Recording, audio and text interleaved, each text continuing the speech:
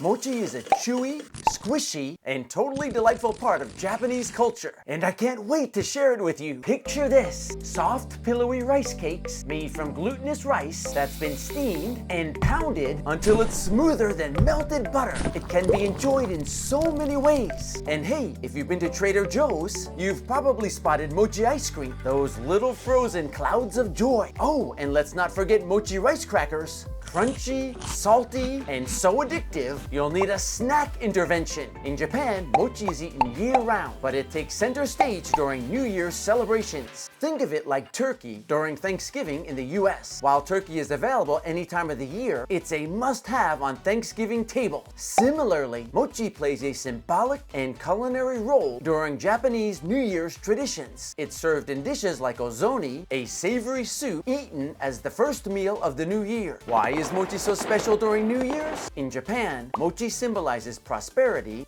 long life, and the strength to tackle anything the year throws at you, making it the ideal food to kick off the new year. Now that we know what mochi is and why it's so special, it's time to get cooking. Or should I say grilling? Think of grilling mochi like making toast. Simple, versatile, and perfect for toppings. The best part? You can get as creative as you like. Let me show you 6 delicious ways to enjoy grilled mochi, from traditional to downright inventive. But before we dive in, check out this little contraption, a stovetop grill. In Japan, it's super common for grilling mochi. It sits on your stove and the flames do all the magic. All right, let's take a look at mochi. Here it is, fresh out of the bag and individually wrapped. It might look like a bar of soap now, but just wait. On the stovetop grill, it transforms into something magical. As it heats up, it starts to puff, stretch, and turn golden brown. Watch this.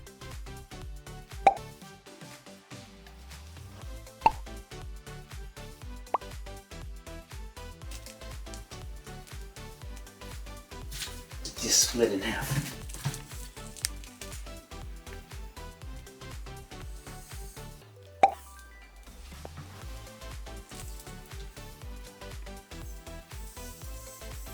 And there it is, crispy outside, chewy inside. It's ready to become the base for all kinds of delicious toppings.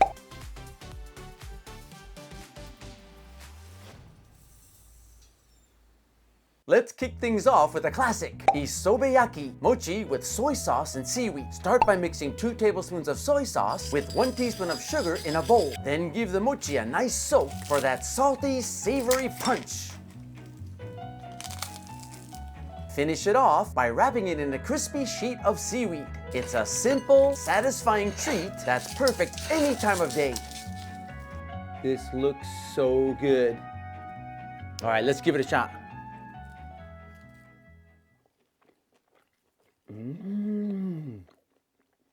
All right, let's talk about flavors here. I mean, this is amazing. It's got that charcoal grill, like a barbecue grill, and it's burnt a little bit on the side. Adds to the flavor. And then it has the soy sauce and sugar combination, so it's like salty and sweet. And then with that seaweed wrapped around it, it gives it that kind of fishy but amazing taste. I gotta try it again. That is an awesome snack. You've got to try this. This is so good. Next, we've got daikon oroshi, which is grated radish, topped with a splash of tengi ponzu. Made from soy sauce, vinegar, and citrus juice, ponzu adds a bright, zesty kick.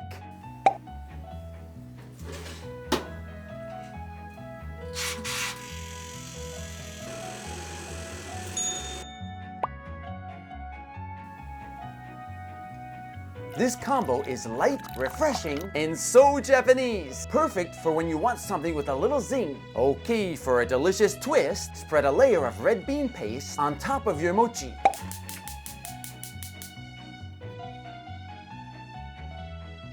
Made from azuki beans simmered with sugar, it has a smooth, mildly sweet flavor with a hint of earthiness.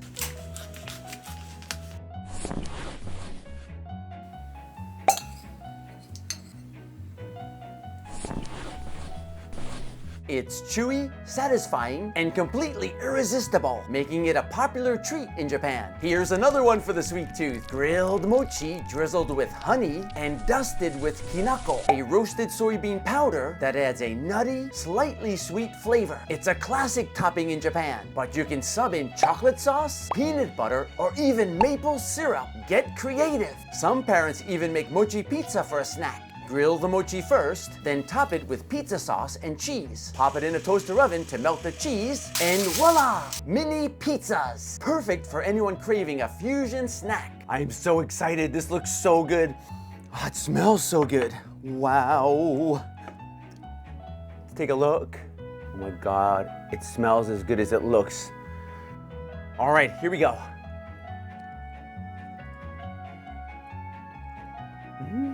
That's crazy good. I'm expecting like a crust, like a regular pizza crust, and it is a bit crispy because it was grilled, but it's got that chewy taste, that chewy texture from the mochi, and the pizza topping is fantastic. 5 stars. Finally, let's add grilled mochi to a warm bowl of udon noodle soup. The mochi soaks up all that savory broth, turning your soup into a hearty, satisfying meal. It's actually called chikara udon, which literally means power udon, and it'll leave you feeling strong and full of energy. Hey! Oh yeah! Another way the Japanese enjoy mochi is in soups. In this case, it's not grilled. No. It's added directly to the broth. The key is to cut it into quarters so it softens quickly without getting too mushy. Let's take a look at a few ways to enjoy mochi in these warm, comforting dishes. First up, we've got ozoni, a flavorful soup traditionally enjoyed on New Year's Day. The mochi adds a delightful chewy texture that perfectly contrasts with the warm, rich broth, making it a delicious way to kick off the new year. This is absolutely one of my favorite Japanese soups. It's simple, hearty, and a great way to start the year. Another thing I love is how this mochi absorbs the broth. It's soft, chewy, and packed with tons of flavor. It's like comfort in a bite. If you want to make this amazing New Year soup yourself, check out my video link in the description below. Next, mochi is perfect in a hot pot. Just drop these pieces in as the soup simmers and let the mochi soak up all those delicious flavors. You can also insert the mochi into a tofu sack.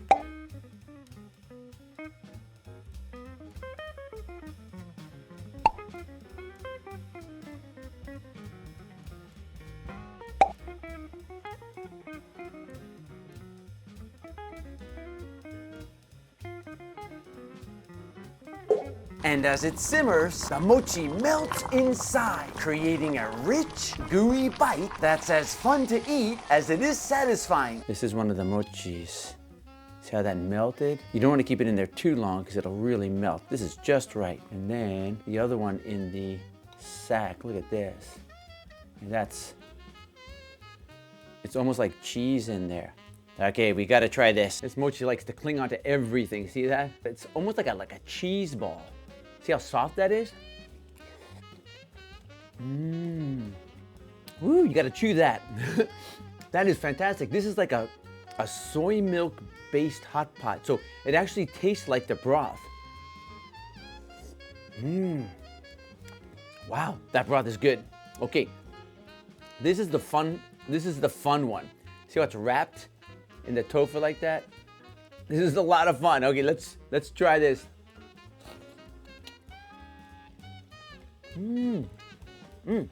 I love this because the tofu skin on the outside, it's a fried tofu skin. It adds such a flavor to that mochi inside because the mochi has such a mild flavor. It's really good and it's juicy on the outside. The mochi is chewy on the inside. That's really, really good. And for dessert, we've got oshiruko, a sweet red bean soup. I'm going to add cut up pieces of mochi into the soup just before serving. The mochi melts into the soup, creating the perfect balance of sweet and chewy. Up to now, we've explored some seriously tasty ways to enjoy mochi, but how about we take it up a notch and make some fresh mochi ourselves? I recently got Pierre, my bread maker, here to help out with bread, cinnamon rolls, pizza, and pretzels. You can check out what else he can do in my last video. I'll leave a link in the description below. But today, let's see how he handles making mochi. Alright Pierre, you ready to make some mochi for the first time? Ah, mon ami! I am always ready for a challenge. Mochi, just magnifique. Let's do it. That's the spirit, Pierre. Let's get started then. I have a feeling this is going to be delicious. Let's make some magic happen. To make mochi, we start with the most important ingredient, mochi rice, also called glutinous or sweet rice. You can find it at your local Asian store or online. We'll measure out the rice and give it a thorough rinse. This step washes away the excess starch, which helps create that perfect chewy texture. See how cloudy the water looks? That's the starch we're removing. We'll rinse it a few more times until the water is clear. Once the rice is clean, we'll let it sit in the colander for 30 minutes. It's time to load up Pierre. In goes the rice, followed by the right amount of water. This little guy is going to take care of all the heavy lifting for us. Just press start and Pierre gets to work. It'll take about 55 minutes, but trust me, it's worth the wait. Look at that! The mochi is spinning and kneading inside. It's amazing how the machine does all the hard work. The water is evaporating and we're almost there. Now that the mochi is done, let's pull it out of the bucket. Wow, just look at this. Soft, stretchy, and absolutely perfect. It's time to shape it into circular discs, making it easier to enjoy in a variety of dishes. And now let's add it straight into the hot pot. All right, let's try it. Pierre, you've done it again. The mochi is fantastic. Oh, mon ami, you are too kind. Thank you for your appreciation of my magic. And that's a wrap on our mochi adventure. Who knew this simple treat could be so versatile? Let me know how you like to eat your mochi in the comments below. Be sure to like, subscribe, and hit that bell for more tasty explorations. Until next time, sayonara!